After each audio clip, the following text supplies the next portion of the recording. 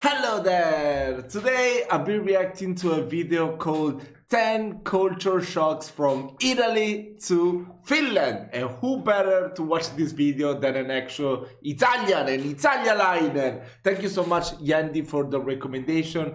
Before we start, guys, I want to let you know that I'm uploading new videos every week, more than every time, on Patreon. So make sure to check out link in the description. And also, since I'm receiving so many recommendations for new requests, I'm gonna pin in the comment section, so make sure to check it out, some means for you to request reaction videos by making a donation. Doesn't have to be a crazy donations, it's up to you. It can go from as low as 99 cents to as much as you want. Come on, if you want to do that, of course, it's not mandatory. It's just because I'm receiving so many requests lately. So if I receive a message, because they will send me a message to my email when someone makes a donation, and I would definitely see it, then for sure I will be reacting to your video. Otherwise, sometimes I have too many comments and I might not be able to see it. So just letting you know, I'm not doing anything crazy. Come on, the channel will still be the same. So yeah, let's check out this video. It's from this girl that I'm guessing she's Italian. Her channel is Rahel's Log. I'm going to subscribe right away. Make sure to check it out. There will be a link in the description. Let's check it out. There are more saunas than cars in Finland. Let's talk about this and other culture shocks I faced once I moved to Finland. When we talk about culture shocks, these are not actual shocks, simply things that I wouldn't expect or that I wasn't familiar with, and that simply surprised me, but that now, after 5 years in Finland, I find after quite 5 years normal. Well, not all. Number 1, nudity or sauna culture in general. It's true, Finland has more saunas than cars. There's even an estimate of 3.3 million saunas for 5.5 million Finns. I knew that there were so many, but I didn't know that the number was even higher than cars. Wow. Residents in Finland. And it was way easier for me to find colleagues and acquaintances who had a sauna in their building rather than some that had a car. It's not that often that you find people owning cars here in Finland. Something that I found quite interesting is that traditionally they used to build saunas even before building the house. Think of the situation in which you buy land and you start building. The first thing that you build is a sauna for several reasons, and it totally makes sense once you know them. Wait, so you start building the house from the sauna? That's really cool. I had no idea. Since it was a sterile room if you needed to give birth. And so you could grow a family while building a house next to the sauna, which was a building on its own. And with the high heat, it could be easily sterilized and cleaned. And there are so many different types of saunas as well. And the fact that sauna is a huge part of the culture in Finland means that they are used to going to the sauna from a very young age. I've seen children going to the sauna, even public saunas, and this also means that they are used to being completely naked in front of strangers too, from a very young age. There's nothing weird about sharing a sauna with strangers completely naked at 5 years old or 50 years old. It doesn't really matter. It's almost as if it was a sacred place with absolute respect for everybody. There is nothing sexual about a sauna and being naked in Finland, which is quite refreshing, to be honest, because if you were to do that in Italy, it wouldn't work. People would behave in the weirdest and dumbest ways. Whereas here, something that I really found meaningful, and it tells you a lot about Finns, is that important conversations used to take place in the sauna, because it's a place where you are not supposed to lie. So it's also like for conducting business in the sauna. Your your true self. You are literally naked in front of, I don't know, the CEO of another company. That is so or another politician.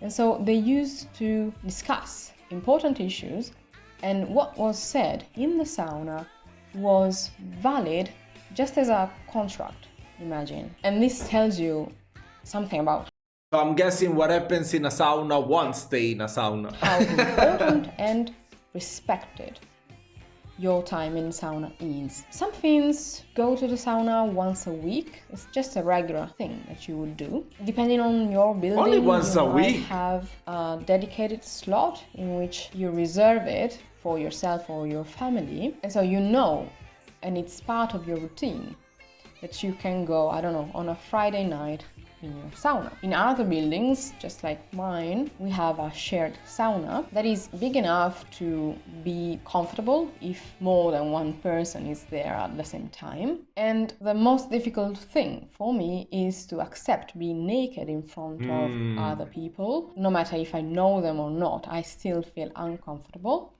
Luckily, you are allowed to put a towel on, but you have to be naked in between, right? Because you have to take a shower being naked in front of others, because the showers are open and shared. And then you can put the towel on once you are inside the sauna, or you can sit on it. What is this? Bench pad. Wow, you can just buy it online. That's so cool to sit on it if you're naked in the sauna. Some people put it on their heads as well to protect their hair, I believe. So you don't have to be naked in certain saunas. It depends. You will have to read the rules for that specific sauna. But normally you're not allowed to keep your swimsuit on if you've been swimming, and in between that you've been going to the sauna. In that case you have to remove it unless it's a public sauna where you pay for that, and there are a couple in the city center in Helsinki that allow that, but they will specify it. But ideally you wouldn't wear a swimsuit because it's made of plastic more often than not. So that becomes toxic, right? So you should be wearing maybe a cotton towel or trying to avoid using something made of plastic. If you watched my Vlogmas series, which were all short videos that I released every single day in December, I shared something about the sauna. I showed you a sauna. And I did the same last year during midsummer, because going to the sauna is one way to celebrate. Oh, so Festival, cool. a huge holiday, a national Midsummer. holiday, and Christmas as well. Let me know in the comments what's the culture around nudity in your country, because in Italy it's not a thing, and to me this was a proper culture shock. Number 2, alcohol. Alcohol shops are a monopoly, so they can only be sold in these specific shops, except for lower degrees that can be sold lower than in 5.5, supermarkets no? as well. But you have to show a document in order to buy alcohol. You cannot buy it on the weekends, and that's why people stock up on Fridays at the latest, and that's when they also buy candy. I don't know if that is related or not. Since alcohol is very expensive in Finland, and They go to Estonia. love to drink alcohol, there are ferries that go to Tallinn, Estonia. And so you simply have to take a ferry from Helsinki to Tallinn. You can easily do it in one day. And on every single ferry... Wow! Wait, so they sell the Lonchero also in Tallinn? Bro. You must stock up. You must be like the guy from my summer car. If your parents are gonna leave in the summer, what are you gonna do? You're gonna have at least 30 bottles in your house. There have been tons of Finns with suitcases and all kinds of odd luggages that went to Estonia specifically to purchase alcohol. Liters and liters of alcohol. It's quite funny to see and to witness this whole migration because alcohol is cheaper. Leiona. Oh, it's a limoncello. Wow, only 15%, bro. It's so... Wow. Okay, that's not the real deal. The real one is ranging from 25 to 30, sometimes even 35. No, 35 it's rare. Yeah, 25 to 30. 15 is really light actually. This is completely different from the experience of purchasing alcohol in Italy. There is no monopoly. You can buy it in so many different stores at different prices. I don't think I've ever had to show my documents to purchase alcohol. And luckily for me, I don't drink. I mean, once or twice a year I might have a beer or some wine Guinness. or something. So it's not part of my routine and I don't have to worry about it. And honestly, since moving here, I've been purchasing alcohol-free beers because they taste really good, especially white beer. So if it's alcohol-free, it can be easily purchased in the supermarket. Number 3, pagan holidays over religious ones. As I said, I come from Italy, where religion is a large part of the culture and our traditions, no matter your beliefs. This is really different from my experience. So for example, here in Finland we have joulu, which is the word used for Christmas. Yeah, for Christmas. But the word itself comes from jul, which is a different celebration from Christmas itself.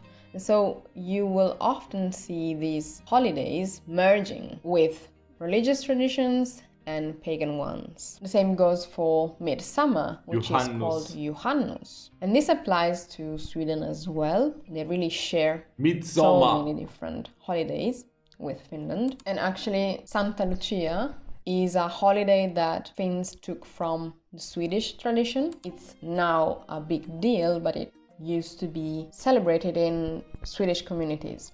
I had no idea. Recently, there were the Easter witches walking around.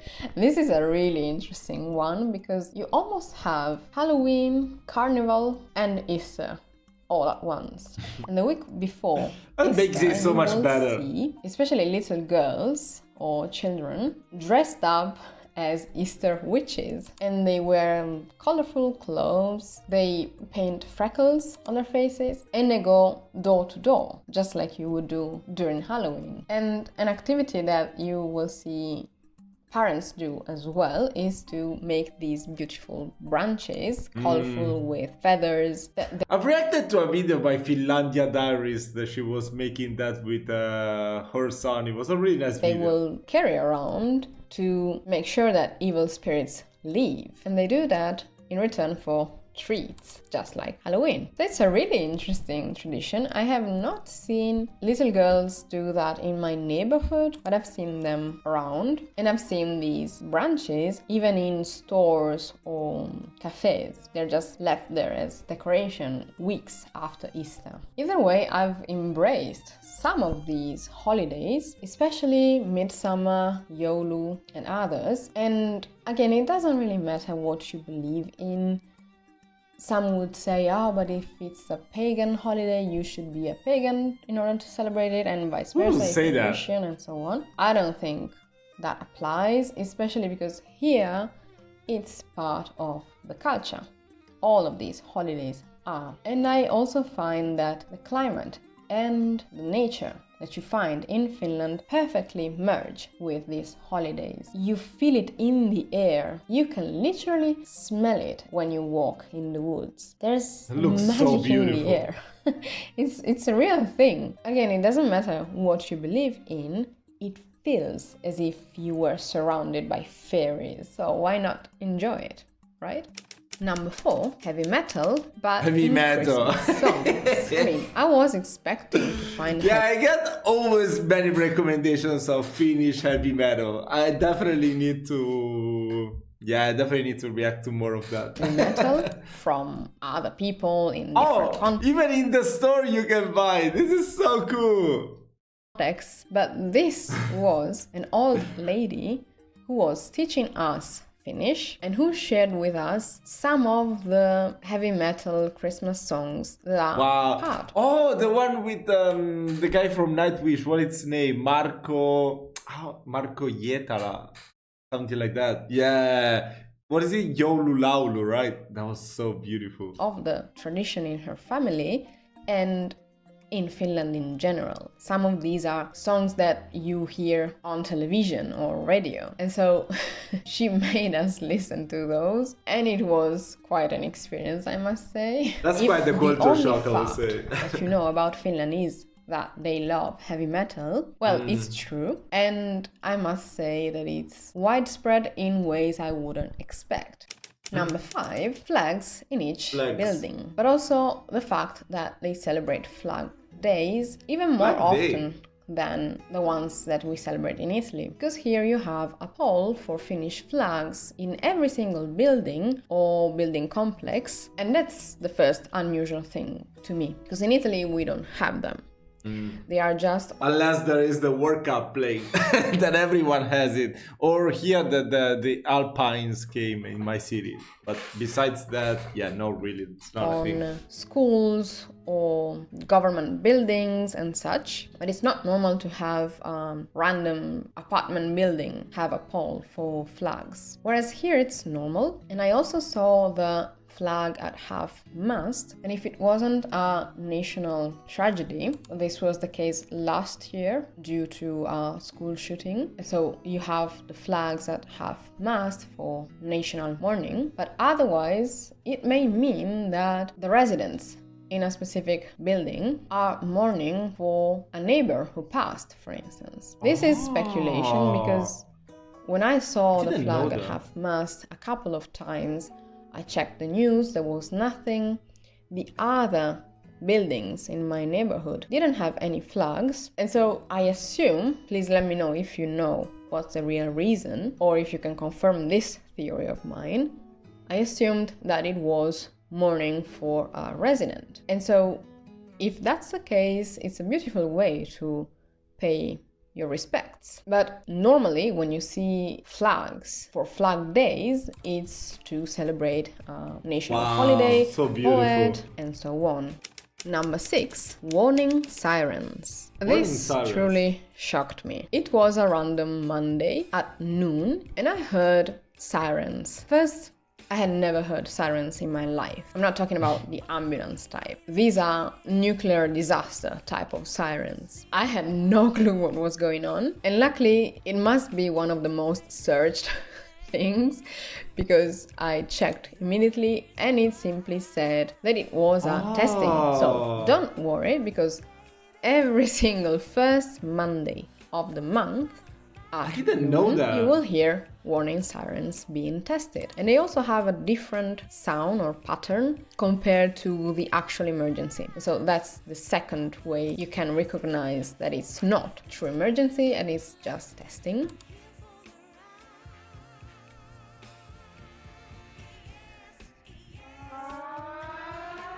Oh my god, I will shit myself if I hear that. Wow.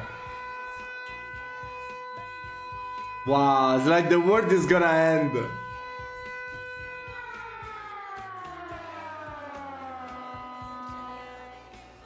I even noticed a couple of times in which they didn't do it on the first Monday, and it was because of public holidays. And so they will do it the following Monday, usually. That's something that I've been filming almost every month, just to keep track of that. I don't know why, but it's such a peculiar thing to me. But the whole concept of being prepared for disasters is different in itself compared to Italy, because they prepare for different emergencies here. So for instance, in Italy, the most common one is earthquakes, I believe, because that's the one that we were trained for, we were prepared for since primary school, so that we would know how. But I think that's actually because she must be like from the center of Italy or the south, that is a more seismic area. Here in the north, I feel like they never trained us for earthquakes. They did train us for escaping, like if there's a fire in the building or something like that in school. But I don't really remember being trained for earthquakes. I wouldn't even know what to do in case of an earthquake. To behave in that kind of emergency. Whereas here, the number one emergency, I believe, is nuclear warnings. And I might be wrong. My memory is fading with my age. Since I'm getting old, I'm not remembering many stuff. So yeah, if she's from the north, maybe it was just my school or it's my memory that didn't nuclear work. disasters. Here in Finland, you have shelters for nuclear emergencies. There is a whole network underneath Helsinki. If I can find the information about this one specifically, I will share it because it was quite interesting to see.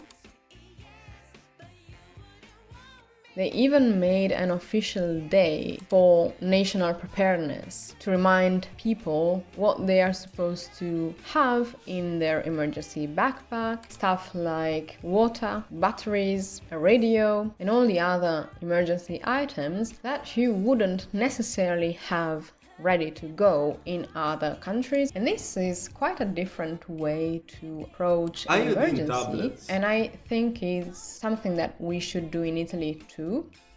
So not only to prepare for earthquakes and main disasters that could happen there, like floods, but also for other major issues. And I've never prepared a backpack with all these essentials, you know, until there was this day that was officially dedicated to preparedness. Number 7, everything can be digital. I'm talking about paperwork, the bus, the metro, and all the other tickets, healthcare, and so many more aspects of life in Finland, which was new to me because... Of course, because Italy is a shit. She's gonna say, come on, everything is... oh my god, so bureaucracies and you have to do everything in person. I know, unfortunately.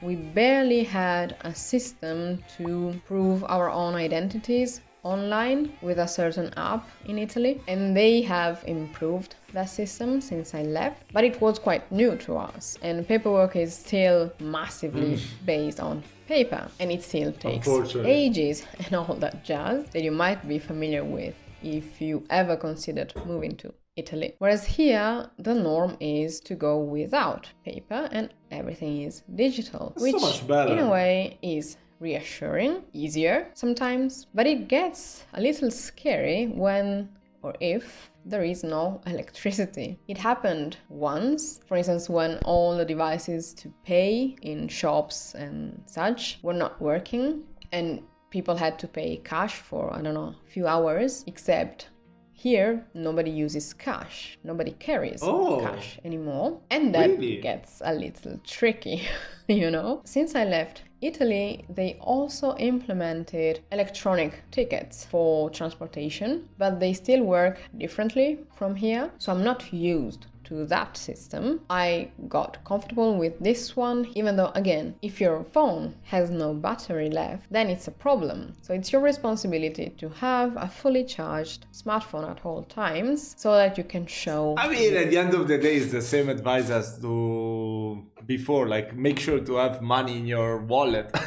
No. So, metro, bus, ferry ticket. And again, what if... Oh, you can still charge it there, so yeah. You know? I mean, there are some tickets you can print, but these are, I believe, more difficult to find because they're not at every single stop. You cannot purchase them unless you are, I don't know, in a main station, possibly in all metro stations. I'm not even sure. And I've never purchased a physical ticket here in Finland, so I wouldn't know. But yeah, it's positive and it can be negative, but it's a fact. It's quite different from my experience back in Italy.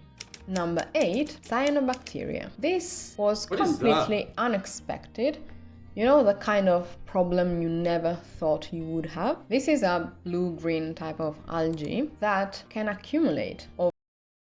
Pine pollen and cyanobacteria can sometimes be difficult to distinguish from each other. Pollen is always yellowish and most commonly appears in early summer. So that's like if you are allergic to pollen, because many people is allergic to pollen, you might be also to cyanobacteria. Over time, during summer specifically, in the water here in Finland. So if you want to swim in the sea, during summer you have to check. There are some websites, and I've talked about this thing before in other videos, and I've shared all these resources already, because I don't know, if you want to travel to a certain destination specifically to go and swim in the sea, you might be disappointed if once you're there you find out that there is a high level of cyanobacteria in the water and it's not safe for swimming. So you should rather check the app or website and make sure that that day it's fine. This is much worse when the temperatures are higher,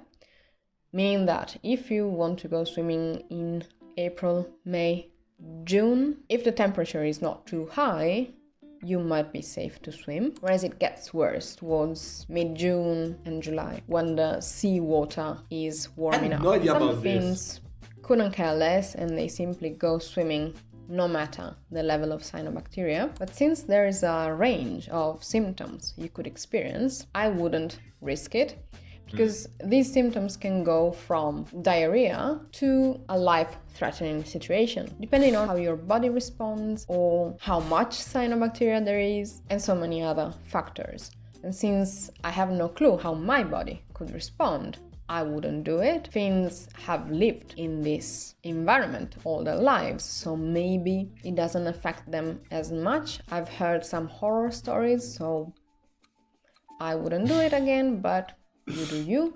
You've been warned. That came from the Kalevala. 9. Licorice obsession. If there was a national flavor, this would be it. Because you will find licorice in every single type of product. I'm not even talking about sweets or even savory snacks.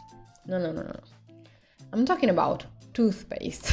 What? Alcohol, tea.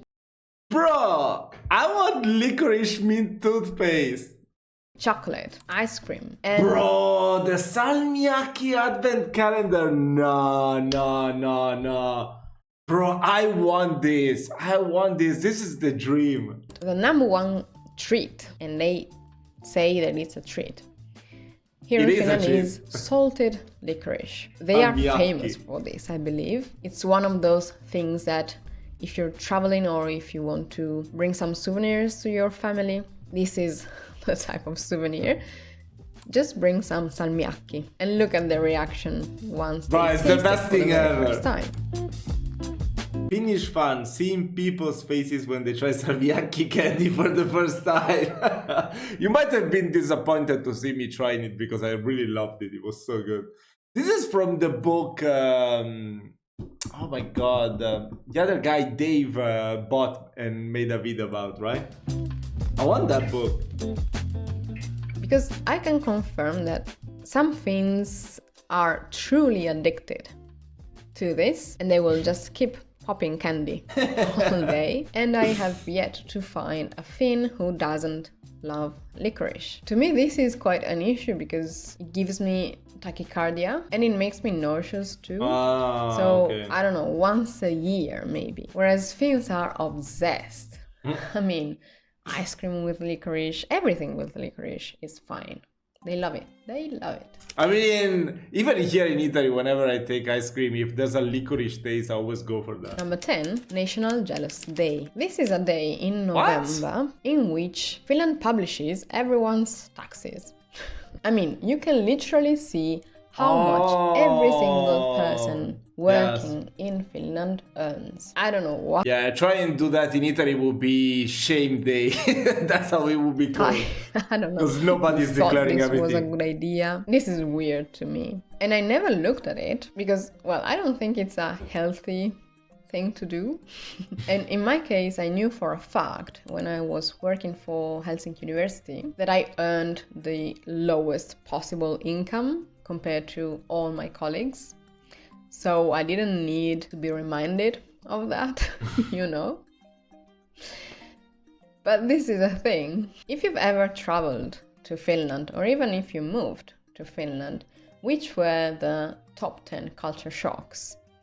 What would you say people should know before moving and be aware of before moving? Let me know in the comments. So nice. I shouldn't need to specify this, but In a previous video, I think it was the one in which I talked about the things that I stopped doing or buying since moving to Finland, I said right at the beginning that it was meant to be a light-hearted discussion, video, whatever, and someone didn't really understand. So culture shocks, whenever you see them online, are usually differences between cultures and things that you notice once you move to a country or another. There's nothing bad or necessarily good about them. So don't take any of what I said personally, okay? Of course. I love Finland.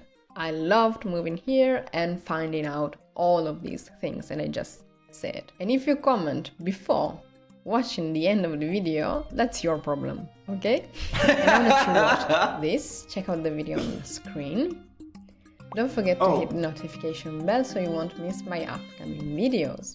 Thank you so much for watching, and I will see you in the next one.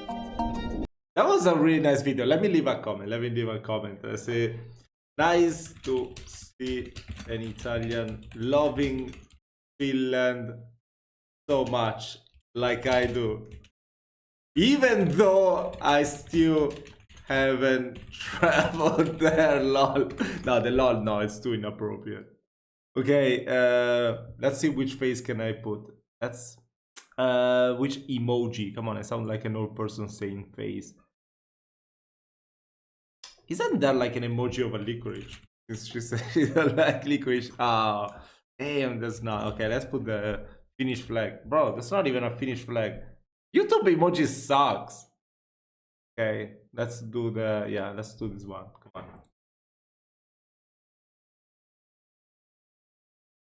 Okay, it was a great video. Go and check out our channel, Rahel's Log. It was really nice actually to see an Italian telling her culture shocks from Italy to Finland, since most of these videos are always Americans and the American culture tends to, I don't know, tend to be like the type of stereotypes that you will encounter in any European country. So it won't be too much Finnish. That's the way I wanted to say.